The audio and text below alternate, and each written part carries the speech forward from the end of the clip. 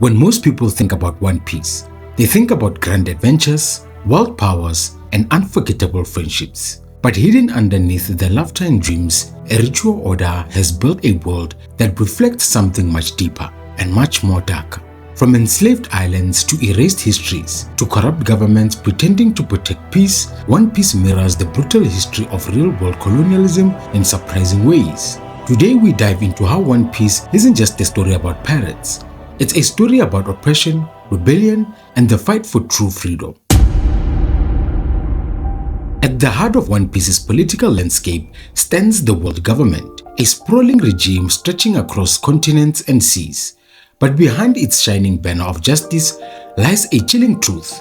The world government operates more like a colonial empire than a force for peace. Much like the real-world empires of history, the British Empire, the Spanish Empire, and others, it maintains dominance not through alliances but through force, fear, and absolute control of information. Entire islands are forced into obedience under the constant threat of annihilation. Those who disobey, like O'Hara, are erased from existence with a single brutal strike. The Buster Call.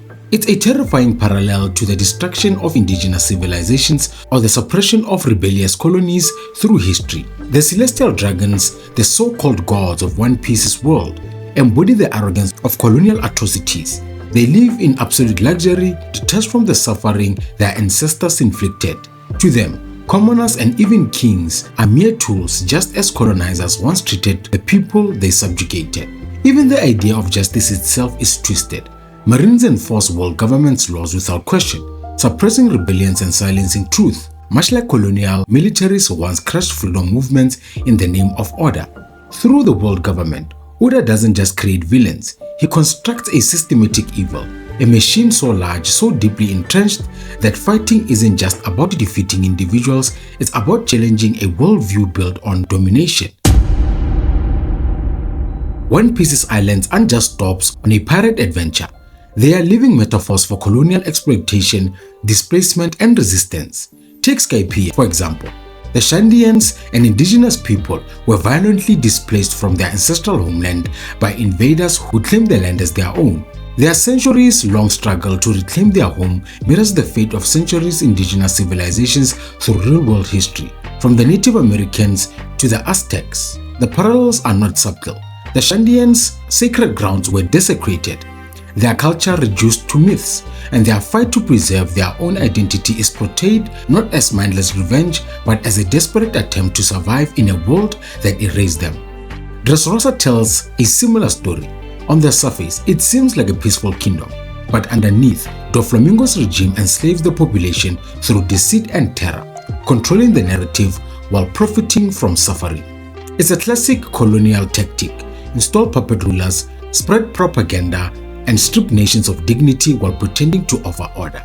And then there's Fishman Island, an even more direct metaphor for racial discrimination born out of colonial hierarchies.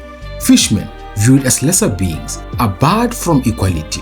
Their only options are assimilation, submission, or rebellion. These islands are not isolated cases. Across the seas of One Piece, Oda weaves a tapestry of exploitation, lands stripped of resources, cultures shattered, and people forced to choose between survival and pride. Through history, colonial empires didn't just conquer lands, they conquered memories.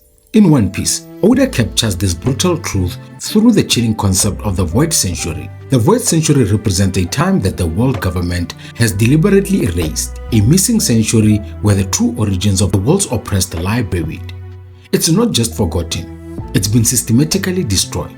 This mirrors real-world colonial strategies to control and dominate people. Across the Americas, empires like Spain and Portugal burned indigenous manuscripts, outlawed native languages, and rewrote history to glorify their own conquest. In Africa, European colonizers suppressed entire oral traditions, erased dynastic histories, and imposed foreign narratives onto complex civilizations like the Mali Empire. In Australia, Aboriginal cultures were devastated by policies banning indigenous languages and traditions. Even in parts of Asia, colonial rulers erased local education systems to replace them with colonial ideologies. The erasure wasn't accidental.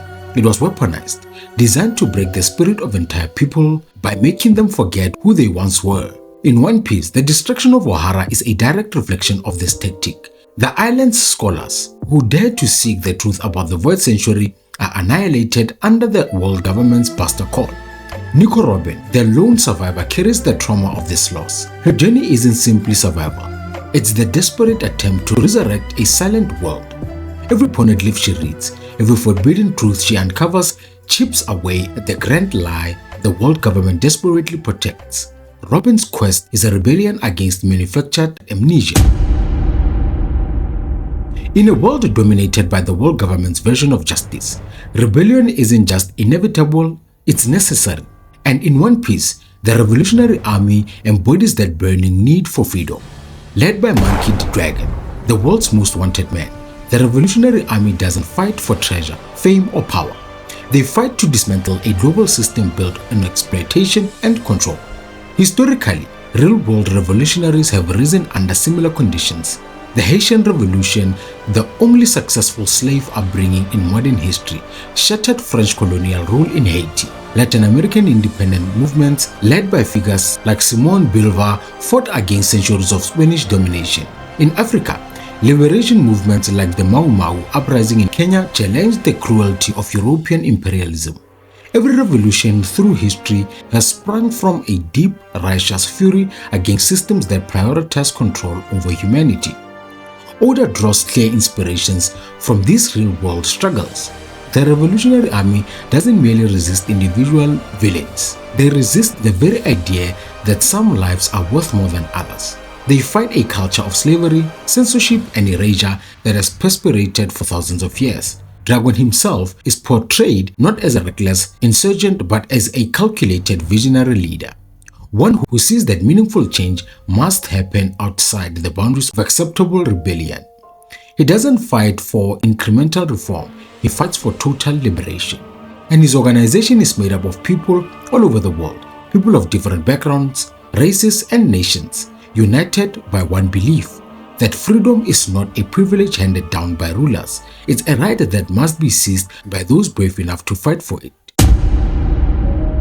At its core, One Piece is a celebration of freedom, but it's not a naive freedom.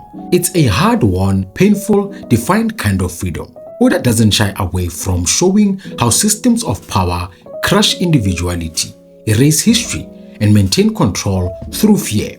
Yet, he also shows how even against overwhelming odds, the human spirit refuses to be chained. Luffy's dream to be Pirate King isn't about ruling others. It's about living without constraints. It's about charting your own path in a world that tries to dictate your own worth from birth. That's why Luffy constantly rejects the idea of controlling anyone, and why so many who suffer under tyranny naturally gravitate to him. Every island the Straw Hats visit reflects another version of oppression. Wano's isolation, Dressrosa's dictatorship, Fishman Island's racial system, Skypia's theft of indigenous land, Ohara's obliteration from history. Yet everywhere they go, Luffy and his crew embody a simple but radical truth. People deserve to be free, to remember their history, to dream. And Oda makes it clear that freedom isn't passive. It requires rebellion. It requires people like Nico Robin who risk everything to preserve memory. It requires people like Dragon who fight to break oppressive systems. And it requires people like Luffy who show that sometimes the act of simply existing on your own terms is itself a revolution. Through all the laughter, battles, and adventures, One Piece tells a story as old as humanity itself. The fight to be free, the fight to be remembered, the fight to live with dignity.